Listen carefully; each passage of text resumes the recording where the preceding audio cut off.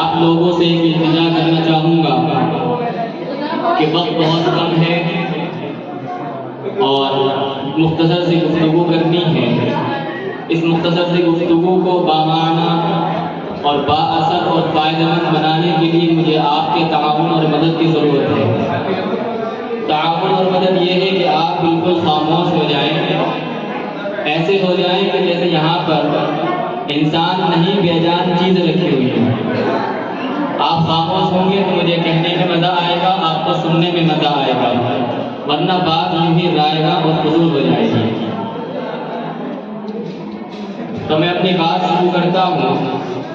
مجھے دو باتیں آپ کے سامنے رکھنی ہیں اور دونوں ہی باتیں مختصر انداز میں آپ کے گوش گزار کروں گا۔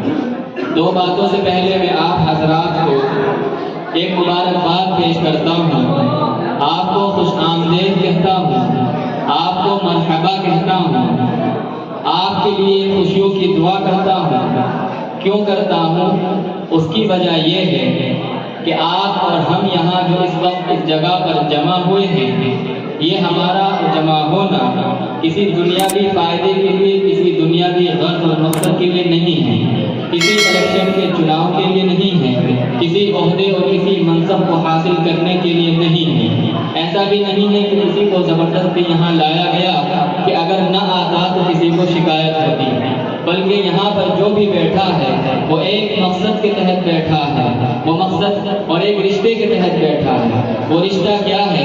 وہ رشتہ ہے ہمارا اور آپ کا کلمے کا رشتہ۔ کلمہ کیا ہے؟ وہ کلمہ ہے لا الہ الا اللہ محمد رسول اللہ۔ اس کلمے کے ناطے ہم اور آپ یہاں جمع ہوئے ہیں۔ مقصد کیا ہے؟ مقصد یہ ہے کہ ہم یہاں بیٹھے ہیں، اس بیٹھنے کو اللہ تعالیٰ اپنی بارگاہ میں قبول فرمائے۔ تو مبارکباد کے مستحق آپ اس لیے ہیں کہ آپ نے اللہ کے کلام یعنی قرآن عظیم کو مکمل یہاں پر آپ نے نیت باندھ کر کھڑے ہو کر سن لیا ہے۔ آپ نے ایک سنت تو ادا کر لی ہے کہ آپ نے مکمل قرآن سن لیا ہے۔ اسی سنت کے لیے نوجوانوں میں اور مسلمانوں میں آج کل بڑا ذوق اور بڑا شوق دکھتا ہے کہ قرآن سننے کا شوق یہ ہے کہ جگہ جگہ الحمدللہ ہمارے علاقے میں تراویح ہوتی رہتی ہیں۔ کوئی مسجد میں پڑھ رہا ہے، کوئی کارخانے میں پڑھ رہا ہے، کوئی کہیں بیٹھک میں پڑھ رہا ہے، کہیں کہیں مختلف جگہوں پر تراویح کا منعقد ہو رہی ہے۔ بڑی ہی یہ خوش نصیبی کی بات ہے اور ہمارے لیے سعادت کی بات ہے کہ ہمیں اللہ تعالیٰ اپنے کلام کو سننے کے لیے منتخب کر رہا ہے۔ لیکن دوسری جو سنت ہے اس سنت میں ہم لوگ بڑے کوتاہ ہیں، بڑے کمی کرتے ہیں۔ وہ دوسری سنت ہے پورے مہینے مسلسل 20 رکعت تراویح پڑھنا۔ اب ہم لوگوں نے 10 دن تک تو تراویح پڑھ لی ہے، لیکن بعض لوگ یہ کرتے ہیں غفلت اور سستی کی وجہ سے کہ 20 دنوں میں عشاء کے فرض بھی نہیں پڑھتے۔ وہ سمجھتے ہیں کہ ہم نے قرآن سن لیا بس ہم نے بہت بڑا کام کر لیا۔ تو اس غفلت سے آنکھیں کھولنے کی ضرورت ہے، اس سستی کو اپنے سے دور کرنے کی ضرورت ہے۔ انشاءاللہ جب تک چاند نہیں دکھے گا ہم لوگ تراویح با جماعت 20 رکعت اسی طرح مسلسل پڑھتے رہیں گے۔ ضروری نہیں آپ یہاں پڑھیں، بس آپ کو پڑھنی ہے آپ مسجدوں کے اندر جا کر پڑھیں، کہیں اور جا کر پڑھیں یا اپنے محلے میں پڑھیں۔ یہ تو ہو گئی تمہیدی بات۔ میں نے آپ سے شروع میں وعدہ کیا تھا میں آپ سے 2 باتیں کروں گا، ان میں سے پہلی بات کی آدھی بات ہو گئی، آدھی بات رہ گئی ہے۔ وہ آدھی بات کیا ہے؟ میں نے آپ کے سامنے قرآن کی ایک آیت پڑھی، یا ایھا الذین آمنوا من یرتد منکم عن دینہ فسوف یأتی اللہ بقوم یحبهم ویحبونہ۔ وہ آیت کیا کہنا چاہتی ہے؟ آیت یہ کہتی ہے کہ اللہ تعالیٰ اپنے بندوں سے لاڈ بھی کر رہے ہیں اور ایک بات کی دھمکی اور ایک بات بے ملا کہہ رہے ہیں۔ کیا کہہ رہے ہیں؟ کہتے ہیں کہ اے ایمان والو، اگر تم ایمان لے آئے، تم دین اسلام میں داخل ہو گئے تو یہ مت سمجھنا کہ اس میں اللہ تعالیٰ کی کوئی غلط تھی، یہ مت سمجھنا کہ اللہ کو تمہارے ایمان کی کوئی ضرورت تھی، یہ مت سمجھنا کہ تمہارے ایمان لانے سے اللہ کی عزت میں، اللہ کی ویلیو میں یا اللہ کی بادشاہت اور اللہ کی سلطنت میں کوئی اضافہ ہو گیا۔ اس گمان میں مت رہنا۔ یہ اگر آپ کے دماغ میں غلط فہمی ہے تو ابھی نکال لو۔ قرآن کی آیت کہتی ہے من یرتد منکم عن دینہ، جو بھی تم میں سے اللہ کے دین کی تعلیمات سے منہ موڑ لے گا، اللہ کہتے ہیں کہ مجھے تمہاری بالکل پرواہ نہیں ہوگی۔ کیوں؟ فسوف یأتی اللہ بقوم، میں تمہاری جگہ ایسے لوگوں چیزوں کو لے کر آ جاؤں گا جو اللہ ان سے بھی محبت کرے گا، وہ اللہ سے بے پناہ محبت کریں گے۔ کوالٹی کیا ہوگی کہ اعزۃ علی الکافرین، اذلۃ علی المؤمنین، اعزۃ علی الکافرین، کہ جب مومن سے ملے گا تو بڑا ہی نرم دل ہوگا، بڑا ہی ویلیوبل ہوگا، بڑی عزت کرنے والا ہوگا، لیکن جب اس کا میرے دین کے دشمنوں سے مقابلہ ہوگا، خواہ وہ مقابلہ زبانی ہو، خواہ وہ مقابلہ تحریری ہو، خواہ وہ مقابلہ اسلحے اور ہتھیار کے زور پر ہو، تو وہ لوگ کافروں کو چھٹی کا دودھ یاد دلائیں گے۔ میں ایسے لوگوں کو پیدا کروں گا۔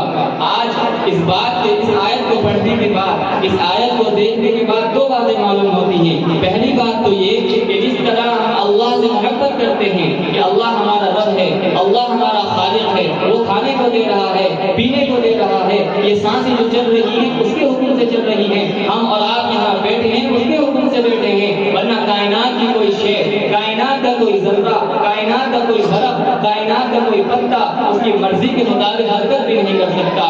یہ پتہ چلا کہ جس طرح ہم اللہ سے محبت کرتے ہیں وہ بھی اللہ تعالیٰ ہم سے بھی اسی طرح محبت کرتا ہے۔ کیا دلیل ہے؟ چلو ہماری اللہ سے محبت کرنا سمجھ میں آتا ہے، ہر کوئی کہے گا میں اللہ سے محبت کرتا ہوں، کوئی بھی نہیں ہوگا جس سے پوچھوں گا کہ آپ کو اللہ سے محبت ہے کہ نہیں کہ وہ نفی میں جواب دے، سب کا جواب ہاں میں ہوگا کہ مجھے اللہ سے محبت ہے۔ لیکن ایک طرفہ محبت کام نہیں کرتی، ایک طرفہ محبت تکلیف دیتی ہے، ایک طرفہ محبت میں رسوائیاں ہوتی ہیں۔ محبت وہ ہے جو دو طرفہ ہو، آپ نے محبت کا فارم بھر دیا، آپ نے محبت کے دعوے کر دیے مجھے اللہ سے محبت ہے، لیکن کیا اللہ بھی کہہ رہے ہیں کہ مجھے تم سے محبت ہے؟ اس کا پتہ کیسے چلے کہ محبت ایک طرفہ ہے کہ محبت دو طرفہ ہے؟ قرآن کی آیت کہتی ہے، بڑے قرآن کی آیتیں بڑی بڑی ہیں کہ اللہ کی محبت کو پہچاننے کا کیا آلہ ہے، کیا معیار ہے۔ فرمایا کہ اللہ تعالیٰ کے نزدیک محبوب ترین بندہ وہ ہے کہ جس کا دل نرم ہو، اللہ کے نزدیک لاڈلا بندہ وہ ہے، اللہ کا فیوریٹ انسان وہ ہے کہ جس کا دل اللہ کے کلام کو سن کر پسیج جاتا ہو، جس کا بدن کا رواں رواں کب کب آ جاتا ہو، تقشعر منہ جلود الذین یخشون ربہم، کہ جب اس کے سامنے کلام الہی پڑھا جائے، جب اس کے سامنے کلام الہی کی تشریح لائی جائے تو وہ اپنی زندگی کے بارے میں اور زندگی کے بعد کی جو زندگی ہے اس کے بارے میں غور کر کے اس کی روح کا ایک ایک انگ، اس کے جسم کا ایک ایک عضو، اس کے جسم کی اس کی کھال کا ایک ایک بال کفا اٹھے، اس کے جسم کے اندر دانے بن جائے، وہ ڈر جائے، اللہ کے خوف سے اس کا دل بھر جائے۔ معلوم ہوا یہ بندہ ہے جس سے اللہ تعالیٰ محبت کرتے ہیں۔ تو آپ تو محبت کا دعویٰ کر رہے ہیں، اللہ بھی آپ سے محبت کرتے ہیں۔ وہ محبت کی نشانی یہ ہے کہ ہمارے دل پہ قرآن اثر کرتا ہو، یہ نہ ہو کہ قرآن پڑھا جا رہا ہے اور ہم اپنے کام میں لگے ہوئے ہیں، قرآن سنایا جا رہا ہے آپ پیٹ پھیر کر جا رہے ہیں۔ یہ وتیرہ تو کفار مکہ کا تھا کہ جب حضور عربی صلی اللہ علیہ وسلم مکہ کے میدانوں میں، مکہ کے علاقے میں، مکہ کے گھروں میں قرآن پڑھا کرتے تھے تو کافر کہا کرتے تھے کہ اس قرآن کو ہم سے دور کر دو، ہم سے سنا نہیں جاتا۔ وہ قرآن کو خاموش کرنے کے لیے ہر طرح کی سازشیں اور اسکیمیں رچا کرتے تھے۔ اور غور کرو یہ کافر جو آج دنیا میں موجود ہیں ان کا ڈی این اے بھی انہیں کافروں سے ملا ہوا ہے۔ بیٹا باپ کے نقش قدم پر چلتا ہے، وہ مر گئے لیکن ان کا اثر نسل در نسل، نسل در نسل یہاں تک آ رہا ہے۔ جیسے کہ آپ کے ڈی این اے میں صحابہ کا ڈی این اے موجود ہے، وہ ایمان والے تھے، ان کی اولاد ایمان والی، پھر ان کی اولاد کی اولاد ایمان والی، یہاں تک کہ اسلام رگوں میں، سلکوں سلکوں میں، پشتوں پشتوں کے اندر ہوتا ہوا آپ تک اور مجھ تک پہنچا ہے۔ جس طرح میرے اور آپ کے ڈی این اے میں ان ہستیوں کا ڈی این اے موجود ہے، ان ہستیوں کا خون ہماری رگوں میں دوڑ رہا ہے، تو ہمارے جو مخالف ہیں، جو قرآن کے ازلی دشمن ہیں، جو چاہتے ہیں کہ قرآن کسی طرح نہ سنا جا سکے، قرآن کی آواز کانوں میں نہ پڑے، مسجدوں کے مائک لگوا دو، اگر مائک لگانے تو اس کو محدود کر دو، مسجدوں کے ایریے میں آواز بند کر دو، ان کی آوازیں کے دم توڑ دو، یہ عام جگہوں پر، یہ چوراہوں پر، یہ پبلک کے پیلیس پر کہیں قرآن کی تلاوت نہ کر سکیں۔ میرے بھائیو یہ تو قرآن وتیرہ ہے، ہوتا چلا آیا ہے اور ہوتا رہے گا۔ اسلام نے کبھی ان کے سامنے ہتھیار نہیں ڈالے، قرآن پڑھنے والوں کی تعداد کبھی نہیں گھٹی، بلکہ تجربہ یہ ہے، مشاہدہ یہ ہے، معلومات یہ ہے کہ جتنا اس کو دبایا گیا ہے اتنا ہی اس کا جادو سر چڑھ کے بولا ہے، اتنا ہی اس کا دائرہ وسیع ہوا ہے۔ اگر آپ عالمی خبروں پر نظر رکھتے ہیں، اگر آپ اپنے دائیں بائیں دیکھنے کی کوشش کرتے ہیں، اگر آپ کو دیواروں پر لکھا نظر آتا ہے، اگر آپ ہوا میں پڑھنا سیکھ رہے ہیں، اگر آپ آپ دنیا کی معلومات رکھتے ہیں تو آپ دیکھیں اس وقت سب سے زیادہ کون سا مذہب پھیل رہا ہے؟ وہی مذہب پھیل رہا ہے جس مذہب کی بنیادی کتاب قرآن کریم ہے۔ اور اب تک تو آپ سنتے آتے تھے کہ غریبوں نے اسلام قبول کیا، فقیروں نے اسلام قبول کیا، ان لوگوں نے اسلام قبول کیا جن کے پاس آگے پیچھے کچھ نہیں تھا۔ یہ ایک حربہ تھا، سازش تھی، ایک یہ بہانے تھے مسلمانوں کو بدنام کرنے کے لیے۔ لیکن سوشل میڈیا جہاں ہمارے لیے زہر بھی ہے، وہیں کبھی کبھی وہ دوا اور شفا بھی بن جاتی ہے۔ اسی کے ذریعے یہ چیزیں بھی باہر آ جاتی ہیں کہ لاکھوں لاکھوں یورپین مسلمان، لاکھوں لاکھوں امریکی مسلمان اسی قرآن کے عاشق اور اسی قرآن کے دلدادہ روز بروز بن رہے ہیں۔ اور وہ چھوٹے موٹے لوگ نہیں ہیں، بلکہ VVIP پرسن ہیں۔ ایک تو VIP ہوتا ہے، اس کیٹیگری سے بھی اوپر کی جو کیٹیگری ہے VVIP جو پرسن ہوتے ہیں، ان لوگوں میں سے اسلام دنیا والے لا رہے ہیں۔ کیوں؟ میں نے جا کر تبلیغ کی یا آپ نے جا کر وہ دعوت دی؟ نہیں، انہوں نے قرآن کو براہ راست سنا، قرآن کو براہ راست پڑھا، قرآن کے خلاف جو پروپیگنڈے تھے ان کو جانچا اور پرکھا، معلوم ہوا سب جھوٹے اور لچڑ تھے۔ تو معلوم یہ ہوا کہ میرا اور آپ کا یہاں بیٹھنا یا میرا اور آپ کا دین کی بات کرنا، میرا اور آپ کا یہاں قرآن سننے کے لیے تراویح میں آنا، میرا اور آپ کا امام کو متعین کرنا، یہ میرے اور آپ کے کرنے سے نہیں تھا۔ کس کرنے سے تھا؟ یحبہ و یحبنا، اللہ تعالیٰ ہم سے جو محبت کرتے ہیں یہ اسی محبت کا اثر تھا کہ ہم اس کے کلام کو سنیں۔ تو پیغام یہ نکلا کہ جب اللہ کا کلام پڑھنا اللہ کی محبت کی وجہ سے ہے تو عزیزو تراویح تو 1 گھنٹے میں 2 گھنٹے میں نمٹ جاتی ہے، ابھی تو 22 گھنٹہ آپ کے پاس ہے، ان میں کچھ آرام کا وقت ہے، کچھ شاپنگ کرنے کا وقت ہے، کچھ بیوی بچوں سے ہنس کھیل کر بات کرنے کا وقت ہے، لیکن اس کے علاوہ بھی تو وقت ہے۔ اس وقت کو رمضان میں خاص کر دو اس کلام رب العالمین کو پڑھنے کے لیے۔ کیا ہوتا ہے کلام اللہ پڑھنے سے؟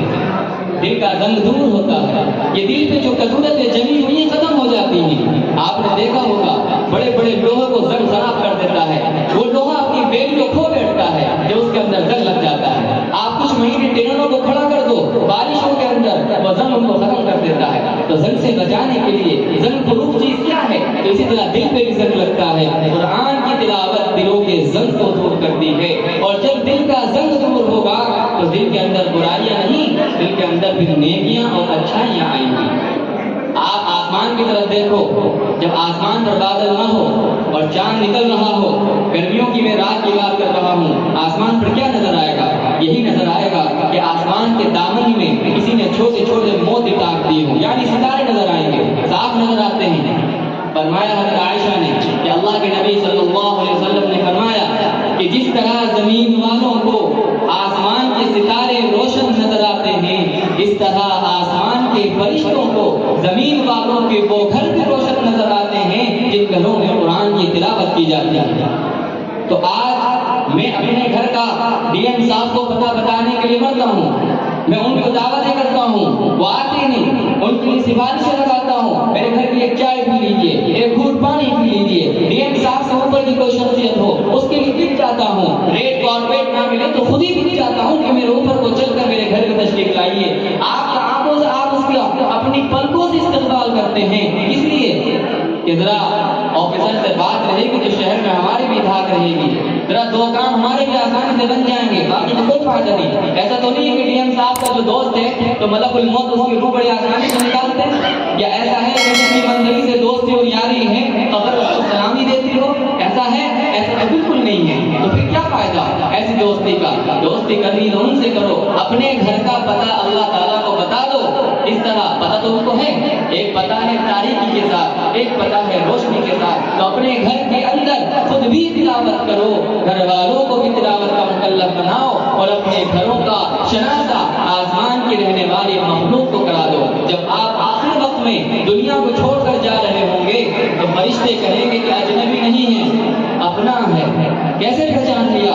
یہ تو کروڑوں کھربوں انسان ان میں سے تم نے کیسے پہچانا؟ ارے بھائی پہچان اس لیے لیا، یہ گھر تو ہمیں آسمان سے نظر آتا تھا، رات کو اس کی روشنیاں آسمان سے دور سے نظر آتی تھی۔